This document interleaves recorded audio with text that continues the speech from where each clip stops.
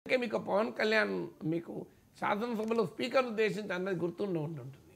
మీరు ఇప్పటిదాకా మీరు అన్నారు మాట్లాడారు, ఇప్పుడు మీరు కంట్రోల్ చేయాల్సిన ప్లేస్లో ఉన్నారన్నారు పవన్ కళ్యాణ్. పవన్ కళ్యాణ్ చాలా తెలివిగా ఎక్కడ చురక పెట్టాలో అక్కడ పెడుతున్నాడు.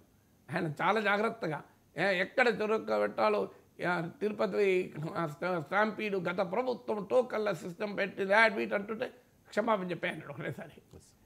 అబ్బా పెద్ద చురక పడింది. సో పవన్ కళ్యాణ్ పెట్టే చురకలు మీరు జాగ్రత్తగా గమనించండి. క్లియర్గా ప్రజల్లో ఉండే సెంటిమెంట్ను జాగ్రత్తగా చూసి అంటున్నాడు. అందుకే శాసనసభ వేదిక పైన అన్నాడు, ఇది బయట కాదు నాకు గుర్తున్నంత వరకు అసెంబ్లీలో అన్నాడు. మీరు ఇదాలను అనేవాళ్ళు మీరు అది కరెక్ట్ గుర్తులేదు కానీ గట్టిగానే అన్నాడు. సో ఏమనలేని పరిస్థితి. పవన్ కళ్యాణ్ ఏమంటారు, Pawan Kalyan the man of the match కదా, ఆయన ఏమనరాదు. సో అందువల్ల రాజకీయాల్లో ఇందులో అందరూ తలా పాపం తిలా పిడికాడు.